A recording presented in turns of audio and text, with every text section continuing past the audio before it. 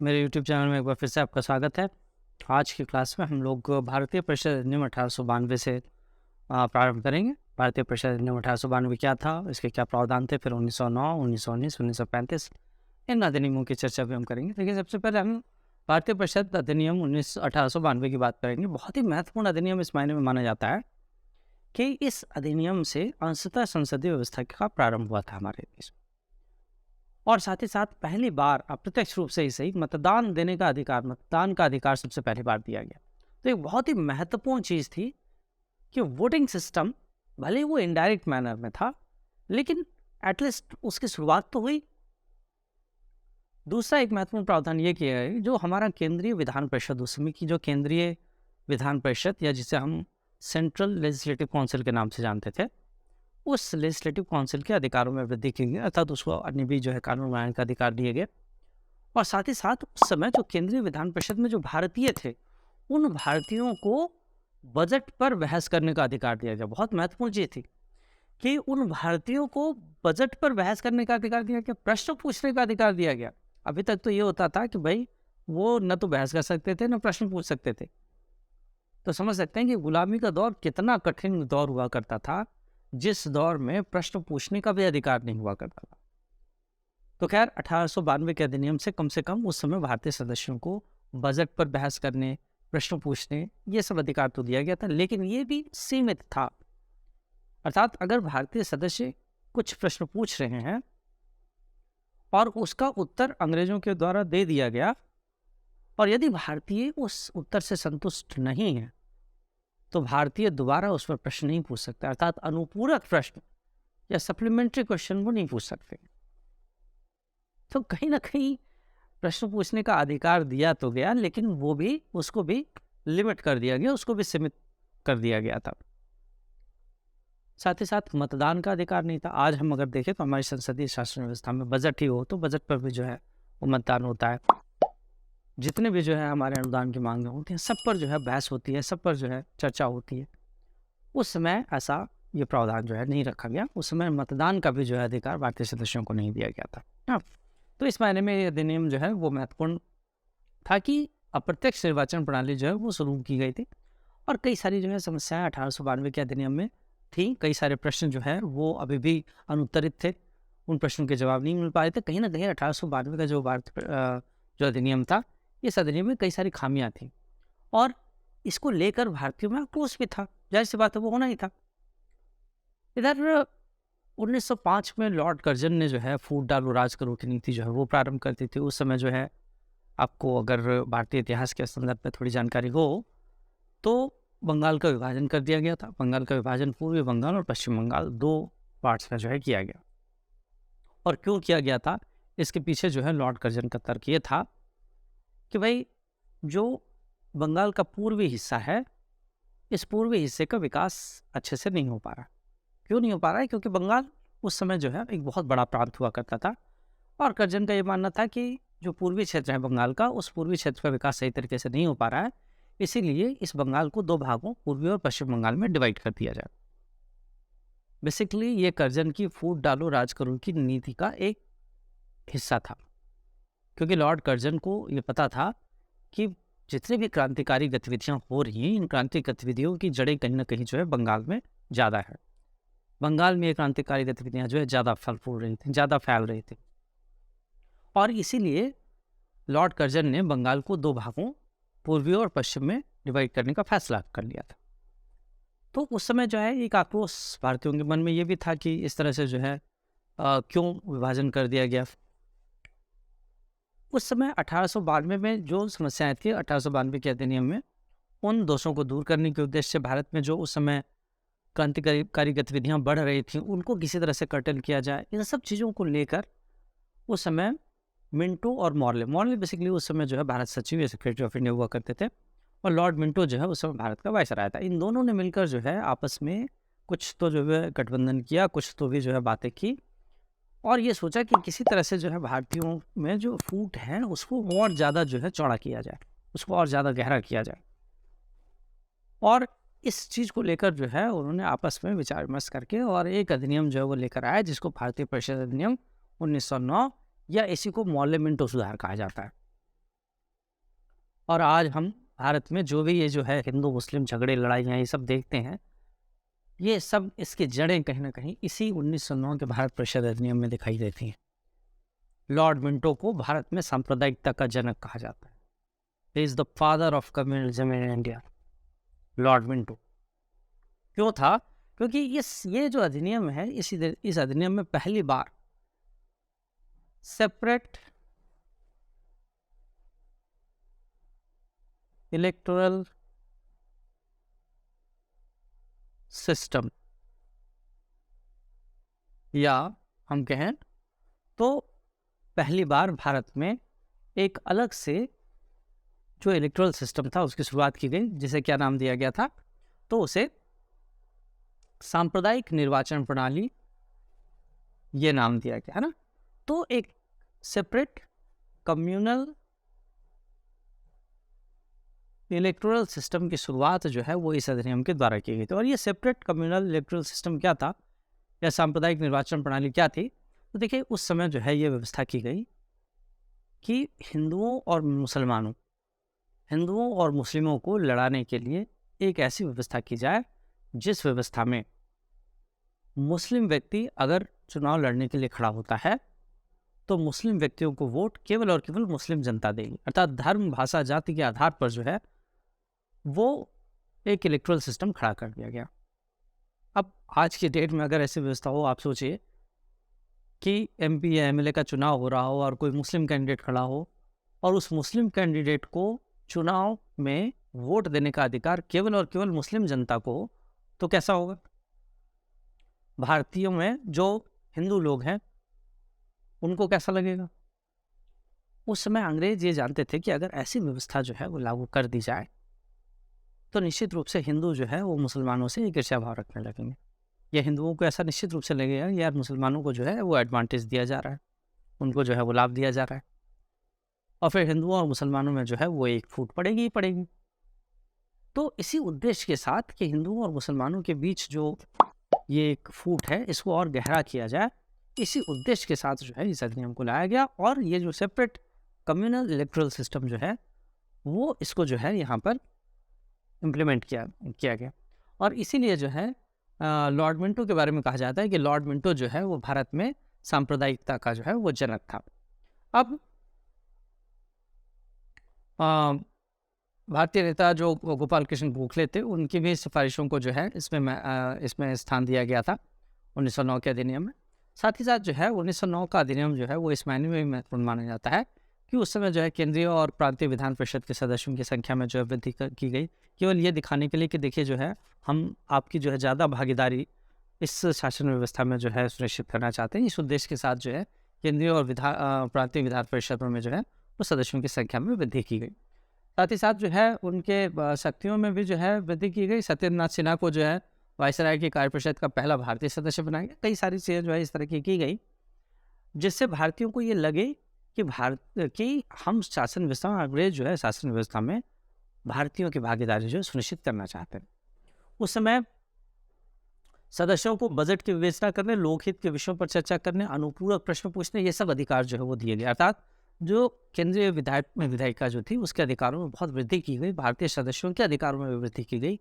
मैंने कहा था कि 1892 में जो अधिनियम आया था उस अधिनियम के कमियों को दूर करने के लिए ही ये अधिनियम लाया गया, और इसीलिए जो है इस अधिनियम में अनुपूरक प्रश्न पूछने का अधिकार भी दिया गया, बजट पर जो है विस्तृत चर्चा करने का अधिकार जो है वो सब कुछ दिया गया। लेकिन अगर हम देखें मोटे तौर पर तो 1909 के अधिनियम की सबसे महत्वपूर्ण विशेषता जो है वो सेपरेट कम्युनल इलेक्टोरल सिस्टम या पृथक सांप्रदायिक निर्वाचन प्रणाली थी, जिसके अंतर्गत मुस्लिम वर्ग के किसी भी नेता को चुनने का अधिकार केवल और केवल मुस्लिम जनता को होगा।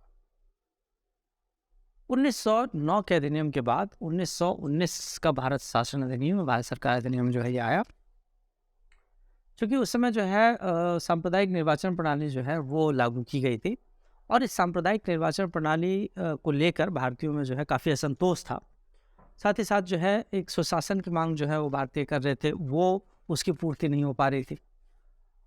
कांग्रेस और मुस्लिम लीग के बीच जो है पहले से ही कहीं ना कहीं जो एक खटास उत्पन्न हो गई थी। लेकिन 1912-13 के बाद जो है वो कांग्रेस और मुस्लिम लीग ने एक साथ आने का निर्णय लिया था और 1916 में जो है लखनऊ में कांग्रेस और मुस्लिम लीग के बीच जो है एक समझौता हो गया था।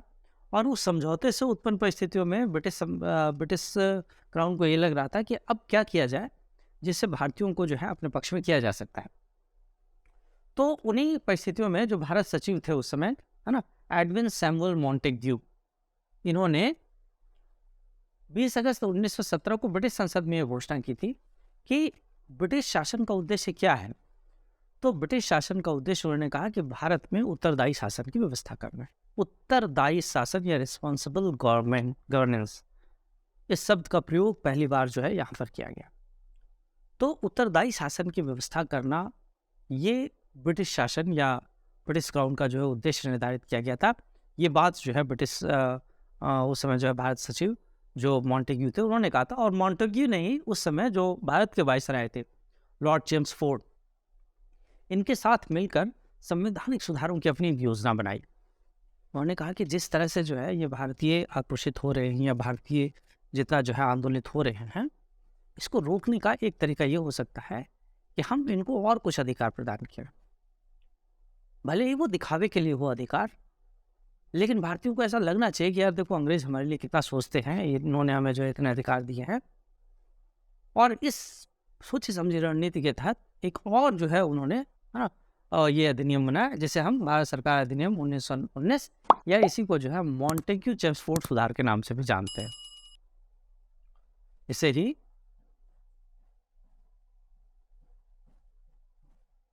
मॉन्टेग्यू चेम्सफोर्ड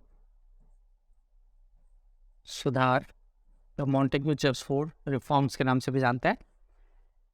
1919 में जो है ये भारत शासन अधिनियम पारित किया गया और 1921 से जो है इसको लागू किया गया। देखिए, इस अधिनियम में पहला प्रावधान तो यही किया गया था कि इस अधिनियम की समीक्षा के लिए, ये अधिनियम जो आया है, इस अधिनियम के जो प्रावधान हैं, इन प्रावधानों की समीक्षा के लिए 10 साल के बाद एक आयोग का गठन किया जाएगा, साइमन कमीशन। ये साइमन कमीशन का गठन इसी अधिनियम की समीक्षा के लिए किया गया था। साइमन कमीशन की बात आगे करेंगे हम। अभी हम इस अधिनियम के जो प्रावधान थे उन प्रावधानों के ऊपर चर्चा कर रहे हैं। देखिए, पहली बार उत्तरदायी शासन या रिस्पॉन्सिबल गवर्नमेंट का जो है शब्द ही जो है वो पहली बार यहीं पर जो है वो प्रयोग में लाया गया। तो यहाँ पर जो है उत्तरदायी शासन शब्द का प्रयोग किया गया। केंद्र में द्विसदनीय विधायिका, आज की डेट में अगर हम देखें तो हमारी जो विधायिका है वो द्विसदनीय है। हमारा जो संसद है, हमारा जो पार्लियामेंट है, लोकसभा और राज्यसभा, हालांकि राष्ट्रपति जो है इसके अंग होते हैं, लेकिन सदन हमारे दो हैं, लोकसभा और राज्यसभा। तो उस समय पहली बार केंद्र में अगर द्विसदनीय विधायिका की हम बात करें तो पहली बार इसी 1919 के भारत शासन अधिनियम के अंतर्गत जो है द्विसदनीय विधायिका की स्थापना की गई थी। केंद्रीय विधान परिषद का स्थान राज्य परिषद जो कि उच्च सदन कहलाता था और दूसरा विधानसभा जो कि निम्न सदन कहलाता। देखिए, नोमेनक्लेचर अभी थोड़ा सा जो है आपको डिफरेंट लगेगा। उस समय इनके जो शब्दावली थी वो अलग थी, आज की शब्दावली अलग है। आज हम संसद में, भारतीय संसद में लोकसभा और राज्यसभा की बात करते हैं। उस समय जो है जो राज्य परिषद हुआ करता था वो उच्च सदन था, आज उसी को हम राज्यसभा कहते हैं। और आज जो हमारा लोकसभा है जिसे हम निम्न सदन कहते हैं, उसको उस समय जो है विधानसभा ये नाम दिया गया। आज हम राज्यों में जो है, राज्यों की जो हमारी विधायिका है उसको हम विधानसभा कहते हैं। तो थोड़ा सा शब्दावली जो है उसमें थोड़ा चेंजेस जो है वो लाया गया। तो ये जो है बहुत महत्वपूर्ण बात हुई।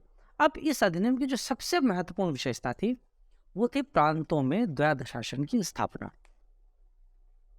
अब ये द्वैध शासन पद्धति या इसी को डायरकी के नाम से जाना जाता था, ये क्या था, इसको जो है अगर हम समझने की कोशिश करें। देखिए, डायरकी या द्वैध शासन पद्धति जो थी इसके जनक लियोनेल कॉटिस को माना जाता है। और लियोनेल कॉटिस ने एक बार जो है भारतीयों को एक सभा में जो है समझाते हुए इसको बताया था कि ये डायरकी है क्या और क्यों इसको जो है लाया गया है। अभी तक हम लोगों ने जो चर्चा की उस चर्चा में आपको मैंने ये बताया कि भारतीयों को खुश करने के उद्देश्य या भारतीयों को ये दिखावा ही सही, है ना, दिखाने के उद्देश्य से ही सही, अंग्रेज ये चाहते थे कि भारतीयों को ये लगे कि हम भारतीयों को शासन में भागीदार बनाना चाहते थे। और इसीलिए उन्होंने प्रांतों में जो है ये डायरकियल सिस्टम को जो है लाए। लियोनेल कॉटिस ने बताया कि बेसिकली ये जो डायरकी है, ये जो द्वैध शासन व्यवस्था है, इसमें प्रांत जो थे, प्रांतों के जो विषय हैं, इन विषयों को दो भागों में बांटा गया। एक को कहा गया आरक्षित विषय और दूसरे को कहा गया हस्तांतरित विषय।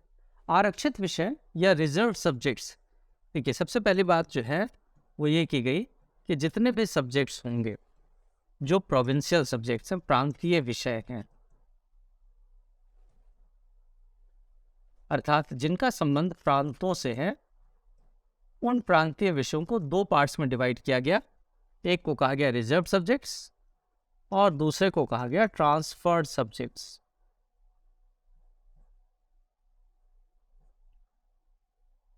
अर्थात आरक्षित विषय और दूसरा हस्तांतरित विषय। सबसे पहले तो बात यह थी कि द्वैध शासन व्यवस्था को जो है 8 प्रांतों में जो है लागू किया गया था। असम, बंगाल, बिहार, उड़ीसा, मध्य प्रांत, संयुक्त प्रांत, बॉम्बे, मद्रास और पंजाब।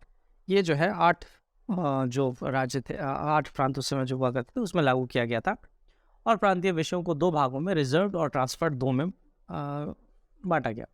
रिजर्व सब्जेक्ट या आरक्षित विषय वो विषय हुआ करते थे जो कि उस समय बहुत महत्वपूर्ण विषय थे, ठीक है, जिससे रक्षा संबंधी मामले थे या वैदेशिक मामले थे, इस तरह के मामले जो बहुत महत्वपूर्ण मामले हुआ करते थे, उनको रिजर्व सब्जेक्ट के अंतर्गत या आरक्षित विषय के अंतर्गत शामिल किया गया। और ये कहा गया कि आरक्षित विषयों पर निर्णय लेने का अधिकार सब परिषद गवर्नर जनरल को होगा। अर्थात गवर्नर जनरल जो है वो अपनी कार्यकारिणी परिषद के माध्यम से इन विषयों पर निर्णय लेगा। तो क्या ट्रांसफर्ड सब्जेक्ट ऐसे सब्जेक्ट होने वाले थे जिस पर निर्णय भारतीय लेते? तो ऐसा नहीं था। बात यह थी कि ट्रांसफर सब्जेक्ट में अपेक्षाकृत जो कम महत्वपूर्ण विषय थे उन विषयों को शामिल किया गया।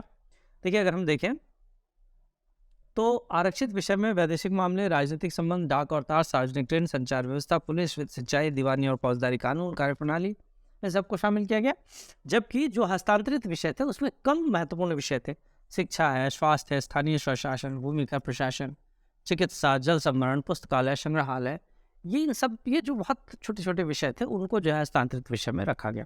और ये कहा गया कि गवर्नर जनरल ही निर्णय तो इन पर भी गवर्नर जनरल ही लेगा, लेकिन ऐसा वो जो है वो जो भारतीय विधान परिषद के प्रति जो भारतीय मंत्री थे, विधान परिषद के प्रति उत्तरदायी जो भारतीय मंत्री थे, उनसे विचार विमर्श करके करेगा। तो यहाँ पर जो है अंग्रेजों ने कोशिश ये की थी भारतीयों को खुश करने की, देखिए गवर्नर जनरल जो है कुछ विषयों पर आपसे ही चर्चा करके निर्णय लेंगे, लेकिन क्या वो जो विधान परिषद के प्रति उत्तरदायी मंत्री जो हुआ करते थे, वो जो सलाह सहायता देते थे, वो जो सलाह विचार विमर्श करके जो है जो सलाह देते थे, क्या गवर्नर जनरल उनको मानने के लिए बाध्य था? तो ऐसा बिल्कुल नहीं था। ये एक तरह से जो है भारतीयों को लॉलीपॉप पकड़ाने जैसा था कि देखिए हम आपसे जो है पूछ कर निर्णय ले रहे हैं, लेकिन वास्तव में गवर्नर जनरल को जो निर्णय लेना था, गवर्नर जनरल तो अपने हिसाब से निर्णय लेता था। तो ये एक तरह से जो है मैं इसको जो है वो फुलिश एक्ट कहता हूँ। इसलिए फुलिश एक्ट है क्योंकि इसने जो है भारतीयों को बेवकूफ़ बनाने की कोशिश की थी, बस इस एक्ट में और कुछ भी नहीं था। और इसीलिए 1935 के भारत शासन अधिनियम, जो कि पूरी तरह से भारत में लागू नहीं हुआ था, उस अधिनियम में जो एक महत्वपूर्ण प्रावधान जिसको एबॉलिश किया गया वो यही था, प्रांतों में द्वैध शासन को समाप्त किया गया था। तो यहाँ पर एक जो सबसे महत्वपूर्ण बात जो 1919 के भारत शासन अधिनियम में कही जाती है, वो यही बात कही जाती है कि प्रांतों में द्वैध शासन को जो है वो स्थापित किया गया। उसके बाद भारतीय कार्यों की देखरेख के लिए जो है एक भारतीय उच्चायुक्त जो है उसको नियुक्त किया गया। और भारतीय उच्चायुक्त को भी, जो भारतीय उच्चायुक्त नियुक्त किया गया, उसको भी वेतन कहाँ से दिया जा रहा था? तो उसको भी वेतन जो है वो भारतीय जो राजस्व व्यवस्था थी उसी से दिया जा रहा था। इसके बाद जितने भी विषय थे उन विषयों को पहली बार केंद्रीय और प्रांतीय भागों में जो है डिवाइड किया गया। जैसे आज भी अगर हम देखें तो हमारे जितने भी विषय हैं जिन पर शासन व्यवस्था जो है वो चलाया जाता है, वो हमारा जो है वो संघ सूची, राज्य सूची, समवर्ती सूची, इस रूप में जो है डिवाइड है। उस समय पहली बार जो है विषयों को केंद्रीय और प्रांतीय भागों में बांटा गया। इसीलिए जो है जो मैंने अभी आपको बताया कि प्रांतीय विषय है ना, प्रांतों में द्वैध शासन लागू किया गया और प्रांतों में जो विषय थे जिनको हम प्रांतीय विषय कह रहे हैं उनको पहली बार जो है इसी अधिनियम के अंतर्गत जो है रखा गया। भाई जाहिर सी बात है कि केंद्रीय सूची जो होगी है ना, उस सूची में तो जो बहुत महत्वपूर्ण विषय थे उन्हीं को शामिल किया जाएगा। अभी मैंने आपको बताया जैसे वैदेशिक मामले हैं या रक्षा संबंधी मामले हैं, वित्त संबंधी मामले हैं, इन मामलों को जो है वो केंद्रीय सूची में रखा गया और प्रांतीय सूची में जो अपेक्षाकृत कम महत्वपूर्ण विषय थे उनको शामिल किया गया। 1919 के अधिनियम में ही जो है वो एक लोक सेवा आयोग की स्थापना का प्रावधान भी किया गया था। देखिए, सबसे पहली बार जो है सिविल सेवकों की भर्ती के लिए एक लोक सेवा आयोग के गठन का प्रावधान किया गया था, और आगे चलकर जो है वो ली आयोग की अनुशंसा के आधार पर 1926 में हमारे यहाँ जो है एक लोक सेवा आयोग का गठन किया भी गया। इसके अलावा सांप्रदायिक निर्वाचन का दायरा बढ़ाकर सिखों तक विस्तृत किया कर दिया गया। मतलब कहीं ना कहीं फूट डालो राज करो की नीति जो है उसको आगे बढ़ाने का काम जो है वो इस अधिनियम के द्वारा किया गया था। और इस अधिनियम में जिस सांप्रदायिक निर्वाचन पद्धति की बात हमने 1909 के अधिनियम में की थी, उसका दायरा मुसलमानों के साथ साथ सिखों तक बढ़ा दिया गया। एक महालेखा परीक्षक की नियुक्ति। अब देखिए, आज हमारे भारत में देखें तो हमारे भारत में नियंत्रक एवं महालेखा परीक्षक, controller and auditor general of India, जो कि भारत में ऑडिट के लिए रिस्पॉन्सिबल होता है, लेखा परीक्षण के लिए रिस्पॉन्सिबल होता है, उसके नियुक्ति की जाती है। तो ये जो CAG है, इनका भी कहीं ना कहीं एक औपनिवेशिक इतिहास हमें जो है वो देखने को मिलता है। और 1919 के अधिनियम में महालेखा परीक्षक इसकी नियुक्ति जो है वो उसका प्रावधान किया गया। तो ये भी एक बहुत महत्वपूर्ण चीज़ है कि हमारे CAG जो है वो उनका भी जो है अपना एक औपनिवेशिक इतिहास है। साथ ही साथ केंद्र और प्रांतीय स्तरों पर शासन में सुधार की व्यवस्था जो है इसमें प्रारंभ की गई। प्रत्यक्ष निर्वाचन प्रणाली, इसकी शुरुआत जो है वो यहाँ से सीधे जो है डायरेक्टली जो हमारा एक इलेक्ट्रोल सिस्टम था या डायरेक्टली हम कहें मतदान करने की व्यवस्था जो थी, उसकी शुरुआत जो है कहीं ना कहीं यहाँ से हुई थी। महिलाओं को मत देने का अधिकार, पहली बार 1919 के अधिनियम में महिलाओं को भी मताधिकार दिया गया। बहुत महत्वपूर्ण प्रश्न जो है यहाँ से ये बनता है। और मैंने सबसे पहले ये आपको बताया था कि इस अधिनियम की समीक्षा के लिए 10 वर्षों के पश्चात एक आयोग का गठन किया जाएगा। तो ये 1919 के अधिनियम की जो है ये सारे प्रावधान थे। अगले क्लास में हम लोग साइमन कमीशन के बारे में पढ़ेंगे। साइमन कमीशन क्या था और 1935 का भारत शासन है। फिर हम इस बात चर्चा करेंगे कि भारत में जो है संविधान का निर्माण फिर कैसे हुआ। तो ये क्रम जो है वो हमारा चलता रहेगा। तो आज के लिए हम इतना रखते हैं। अगले जो क्लास होगी उसमें हम बाकी विषयों पर जो है वो चर्चा करेंगे। थैंक यू, धन्यवाद। वीडियो को शेयर और सब्सक्राइब वगैरह जरूर करें। Thank you.